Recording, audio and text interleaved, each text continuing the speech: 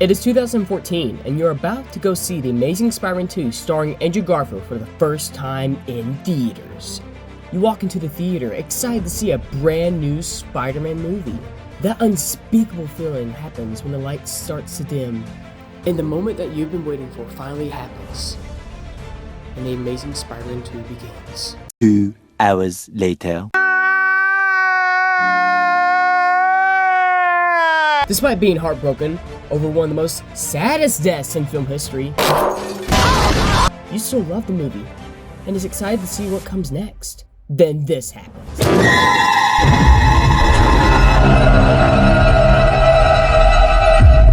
And you feel sad and alone because you feel like you're the only one who loved this movie. All of this happened to me 10 years ago. Now, I'm not going to lie. I completely understand why most people don't like this movie. This guy's blue, this guy's mean green, this guy's too intense.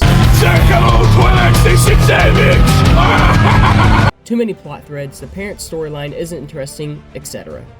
But despite all the negative reception of this movie, I still love it. But why? I'm just different. One of the reasons I love this movie is because it is a Spider-Man movie. If you get a hot actor, put red and blue spandex on him, and call him Spider-Man, I will love the movie. There has not been a single Spider-Man movie that I hated. I love Tobey, I love Tom, but most of all, I'm in love with it. I like Andrew Garfield as an actor a lot. When I see that there is a movie with his name attached to it, you know that I'm gonna give him all the money I have. Just check out my laptop. But seriously, Andrew Garfield is the perfect Spider-Man and Peter Parker for me. In The Amazing Spider-Man 1, he's an outcast that is funny, charismatic, and charming. You can tell that Andrew's putting his heart and soul into this character when you watch these movies, making me emotionally attached to his character. When I see Andrew smile, I smile. When he laughs, I laugh. And when he cries, well, I don't cry. I just get emotional and sad for the next several days. It's a whole grieving process that I have for this movie.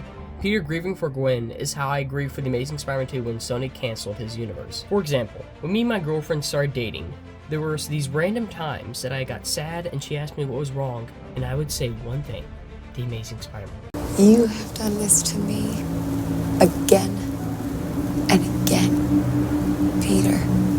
I can't live like this. Then I would start sending her GIFs and sad edits of Andrew Garfield's Spider-Man for the next 3 days until I fully agreed for his franchise and found another obsession. This happened continuously from 2014 until 2021, when Spider-Man No Way Home finally released.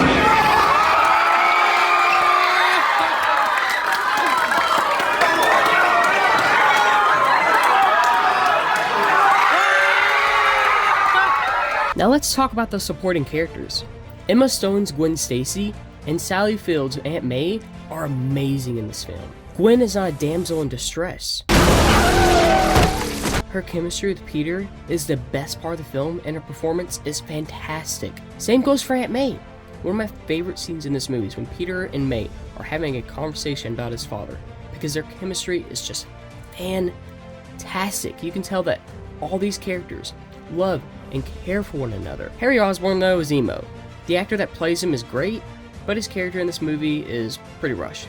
Max Dillon actually doesn't bother me that much. I think his electro design is pretty cool, and his theme is amazing to listen to with headphones. I love the electro score. The